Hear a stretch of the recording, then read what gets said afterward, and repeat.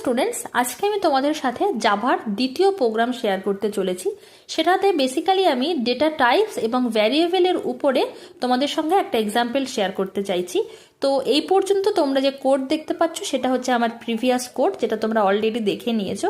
তো যাই হোক, এবার আমি ওই লেফট সাইডের সেই প্যাকেজের জায়গায় চলে যাচ্ছি এবং সেখান থেকে এসআরসিতে চলে যাচ্ছি। তো এসআরসিতে ক্লিক করে নেওয়ার পরে একই পদ্ধতিতে আবার আমাকে চলে যেতে হবে নিউ থেকে নতুন ক্লাস।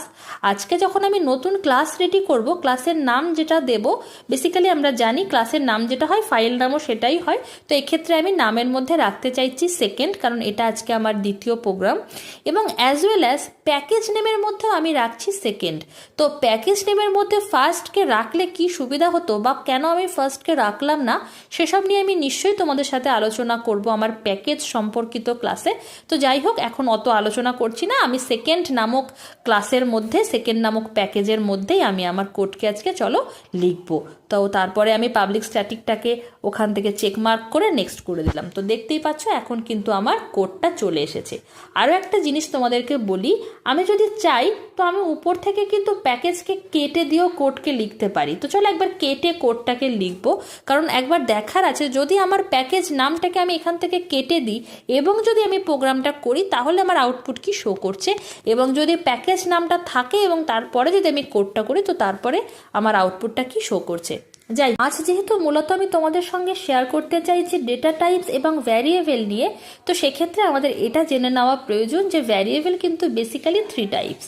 একটা হচ্ছে স্ট্যাটিক, একটা লোকাল এবং অন্যটি হচ্ছে ইনস্ট্যান্স ভ্যারিয়েবল। তো প্রথমেই একটা ইনস্ট্যান্স ভ্যারিয়েবলের এক্সাম্পল দেখা যাক। ইনস্ট্যান্স ভ্যারিয়েবল কিন্তু বেসিক্যালি ক্লাসের ভিতরে কিন্তু মেন মেথডের বাইরে আমাদেরকে লিখতে হয়। তো চলো আমি একটা এক্সাম্পল দেখে নিচ্ছি।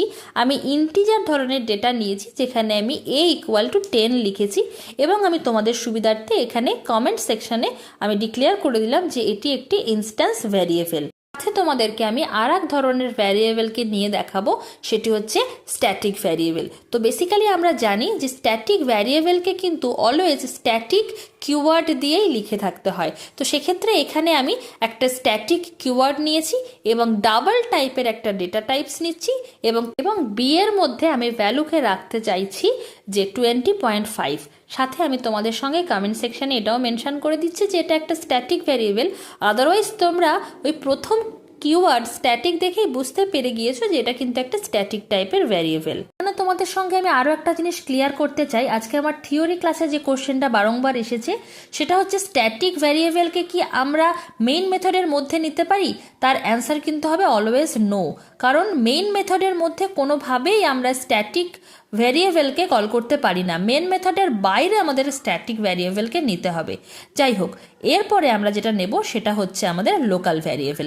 তার লোকাল ভ্যারিয়েবলকে অলওয়েজ কিন্তু আমাদের পাবলিক স্ট্যাটিক ভয়েড মেইন, মানে মেইন মেথড যেটা আছে তার মধ্যেই নিতে হয়। সেখানে আমি বুলিয়ান টাইপের একটা ডেটা টাইপস রাখলাম সি, এবং সেখানে আমি চেক করতে চাইছি is it true or false. এবার আমরা আউটপুটগুলো নেওয়ার জন্য আমরা জানি আমাদেরকে লিখতে হয় system.out.print, এবং যেহেতু আজকে আমি পরপর লাইনে দেখতে চাইছি নেক্সট লাইনে, সেই জন্য আমি প্রিন্ট এলএন নিলাম। তো প্রথমে আমি এ কে প্রিন্ট করতে চাইছি। এই মুহূর্তে আমাদের আরও একটা জিনিস মাথায় রাখতে হবে, ন্যাচারালি আমরা system.out.print এলএন এর ভিতরে যখন কোনো ভ্যালুকে আউটপুটে দেখতে যাই তখন বেসিক্যালি সেটাকে ডাবল ইনভাইটেড কমার মধ্যে রাখি, কিন্তু এক্ষেত্রে কিন্তু সেটা করা চলবে না, কারণ শুধুমাত্র স্ট্রিং টাইপ ডেটার যদি ভ্যালু আউটপুট দেখতে চাইতাম তাহলে আমি ডাবল ইনভাইটেডে রাখতে পারতাম, কিন্তু এক্ষেত্রে আমার এ, বি বা সি সব ক্ষেত্রে ডিফারেন্ট টাইপের ভ্যালু যেহেতু প্রিন্ট হবে, সেই কারণে কিন্তু আমি এই ডাবল ইনভাইটেড কমাটাকে ক্যান্সেল করে দিয়ে, মানে কেটে দিয়ে, তার বদলে সিম্পল এ, বি, সি কে কিন্তু আমি আউটপুট দেখব। আরও একটা জিনিস আমাদেরকে মাথায় রাখতে হবে, যেহেতু আমি ইনস্ট্যান্স ভ্যারিয়েবলকে আউটপুট দেখতে চাইছি, ইনস্ট্যান্স ভ্যারিয়েবলের আউটপুট দেখার জন্য অবশ্যই আমাদেরকে কিন্তু একটা অবজেক্ট ক্রিয়েট করে নিতে হবে।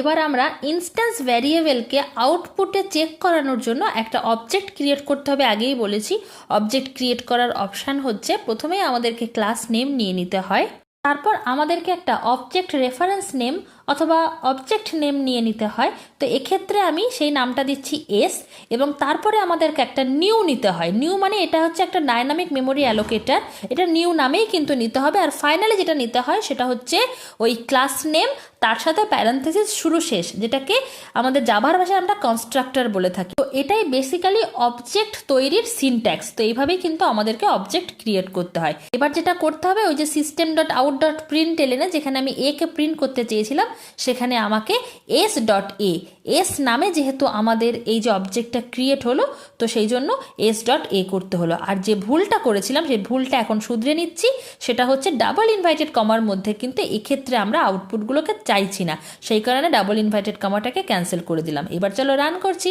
তো দেখতেই পাচ্ছ রান করার পরে এই যে আমাদেরকে আগের দিন যেরকম অপশান দেখিয়ে দিয়েছিল সেটা দেখিয়ে দিয়েছে। তো এটাকে চেকমার্ক করে আমি যখন অ্যাকসেপ্ট করে নিচ্ছি, এই দেখো নিচে আমাকে একটা সমস্যা দেখিয়েছে। কি সমস্যা? সমস্যাটা হচ্ছে যে আমি যে প্যাকেজ নেম ছিল সেই প্যাকেজ নেমটাকে কিন্তু আমি ক্যান্সেল করে দিয়েছিলাম। আর এইগুলো আমি করেছি কিন্তু তোমাদেরকে বোঝানোর সুবিধার্থে যে আমাদের কি কি প্রয়োজন। দেখো আমি প্যাকেজ নেমকে দিয়েছিলাম, একদম ভালো করে মনে করো, স্টার্টিংয়ে আমি প্যাকেজ নেমও কিন্তু দিয়েছিলাম ক্লাস নেমের সেম সেকেন্ড। তো এগেইন আমি সেটাকে আবার ইনক্লুড করলাম ওই যে প্রথমে প্যাকেজ সেকেন্ড। আবার চলো এটাকে রান করছি, এবার ওকে করছি।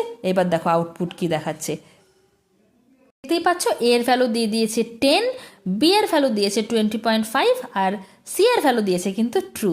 আমার এই ছোট্ট প্রোগ্রামটিতে আমি তোমাদের সঙ্গে একই সাথে ভ্যারিয়েবল অ্যাজ ওয়েল অ্যাজ আমি কিন্তু ডেটা টাইপ, ডিফারেন্ট টাইপের ডেটা টাইপকেও কিন্তু নিয়ে দেখিয়ে দিয়েছি। আশা করছি ভিডিওটা অনেক ইজি লেগেছে।